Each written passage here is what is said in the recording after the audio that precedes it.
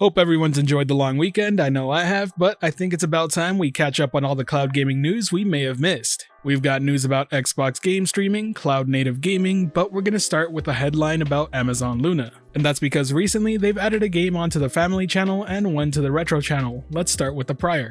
For those subscribed to the Family channel, you'll now be able to play Max: The Curse of the Brotherhood. The game is described as a cinematic adventure filled with action-packed platforming and creative puzzle solving. Armed with only a magic marker, Max must confront evil at every turn in a hostile and fantastical world in order to save his kid brother Felix. It's worth pointing out that the game is reviewed as very positive over on Steam, and it does seem like the majority who play it actually enjoy the game quite a bit. Now, since this is a Family channel game, I do want to point out that it is a single player only experience, so don't go into this expecting to be able to play with your family members. Regardless, it seems to be a pretty solid addition to the Family channel lineup, and it's great to see more games get added.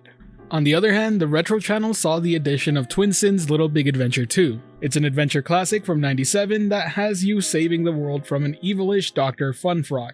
As I'm covering this, I'm starting to realize that the Retro channel may be full of games that I have absolutely no experience or idea about, but from everything I'm seeing online about this game, it seems to have a ton of fans who absolutely adore and stand by this game. You can expect to experience a light-toned yet deep and compelling hero story, solve mysterious puzzles to unravel a secret plot to destroy your planet, meet fun and quirky characters to collaborate with friends, and discover a colorful world full of diverse islands and exotic locations, some even off-world. If any retro gamers out there are watching this, let me know your thoughts on this addition to the Retro channel. Like I said, I don't know too much about the game, but it seems to be well adored. And that wraps up the Amazon news today, but let's move over to Xbox Cloud Gaming. For those who missed it, XCloud has now arrived in Brazil for Xbox One and Series X and S devices. That means you can discover and enjoy games through the cloud just using your console hardware as long as you're a subscriber of Game Pass Ultimate. As per usual, the game streams are limited to 1080p 60fps, and you can only stream whatever's allowed to be streamed through the Game Pass Ultimate subscription, none of your personal games. That being said, this is still a fantastic addition, and it's one that I'm really happy to see. I think one of the coolest things about cloud gaming alongside your console is that you can try out games without having to even download them. And with nearly 400 games being on the Game Pass subscription, there's so much to try out. It gives you the option of the best of both worlds, to be able to try something out instantly, seeing whether or not you enjoy it enough to give it a download, and then playing it through that way. Or maybe you simply just don't want to waste the space and rather just play through it on the cloud. That's an option now, and that's great for everyone out there who has it. Myself, I still use PlayStation Now and Xbox Cloud Gaming in more of a trial fashion like the prior. I personally believe this sort of implementation is going to be a much bigger deal. Once again, this goes into the whole demo and trial thing that Stadia is doing, not to mention the very same demo system that GeForce Now is now implementing as well. It really brings me back to those PS3 360 era days where almost everything had a demo so you can try games out, except this time it's even more convenient streaming them through the cloud. But let's wrap that up and now move on to some news about cloud native games. And this comes to us via GamesIndustry.biz article talking about Ubisoft Scalar. Now, for those unaware, Ubisoft Scalar is an in-house technology being built at Ubisoft that promises to take advantage of the cloud to develop games on a massive scale, hence the name Scalar. Its whole purpose is to really remove the limitations of having to develop for restricted hardware on a console or any sort of local device. It's the promise of ever-evolving technology that keeps up with player demands without interrupting playing the games. It's the very same promise of cloud-native games that Stadia was showing off when they first announced the platform. But as we all know, the first-party studios divisions of Stadia Games and Entertainment did shut down. Sadly, it all happened before we even got to see what they were really working on to showcase the true potential of this sort of cloud technology. Luckily, Ubisoft here seems still to be heavily interested in making that sort of dream a reality. The latest GamesIndustry.biz article talks to Ubisoft Stockholm's managing director, Patrick Bach, and he had a lot to say about cloud-native development that I want to share here in this video. For those interested, you can also check out the full article in the description below. First up were his thoughts on video games and how they aren't using the cloud like many other services are.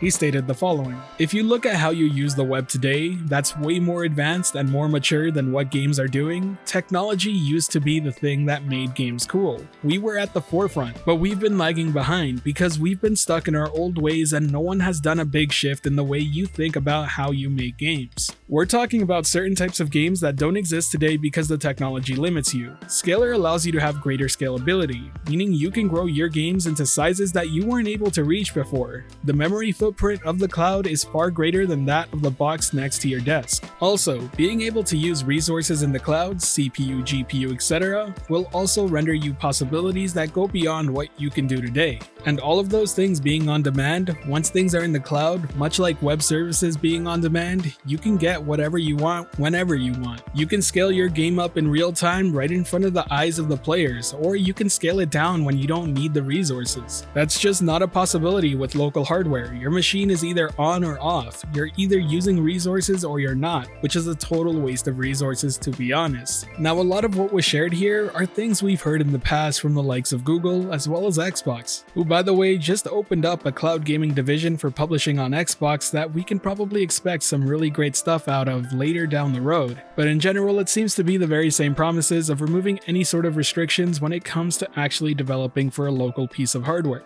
and being able to just scale up when there is more demand to push things forward. Now, for those who are unaware, I very much so am an enthusiast gamer. I have a gaming PC, a PlayStation 5, a Series X, but I talk about cloud gaming. And that's because this sort of technology really does excite me for what lies ahead. And now the fact that we know that both Ubisoft and Xbox are working on this sort of thing, it really does make me feel fairly confident there's probably more players in the game as well. But ultimately, I would have to say most people, including myself, really want to see it. We want to see what this promise is and see the potential it has, as it's something we've only really seen really rough prototypes of. And it seems like Patrick Bach knows that's exactly what we want, and he had this to say. He can't give an exact date, but offers the rough ballpark of as soon as possible. Yeah, I know, it's probably not the answer you wanted to hear, but he also went on to talk about the actual IP of the game. This is the opportunity we have: a new studio, a new IP, and the ability to start thinking about things from scratch rather than being stuck in doing a sequel or having to carry a lot of luggage from previous entries. We're not the creators of other Ubisoft IPs. You need to know what it means to bring an IP forward, and it would be disrespectful to just take an IP and squeeze it into a different technology. You should start from the idea and the goal of the IP and then look at what technology is needed. And with that statement, at the very least, we now know that something new is coming. Regardless of the cloud technology being used, it's a brand new IP and probably a brand new idea.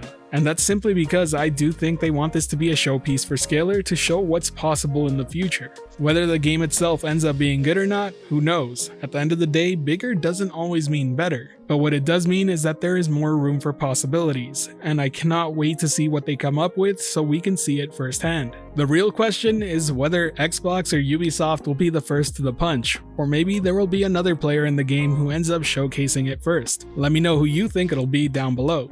Once again, the full article is linked in the description below, and there are a few more details on there if you're interested in reading about them. But with that, we'll wrap up this video. If you enjoyed it at all or found it helpful, be sure to hit that like button, as it really does help the channel out. And if you're wanting more content like this, be sure to subscribe and hit that notification bell as well. As always, this has been the Virtual Cloud, giving you the latest and greatest on everything cloud gaming related, and until next time, I'll catch you in the clouds.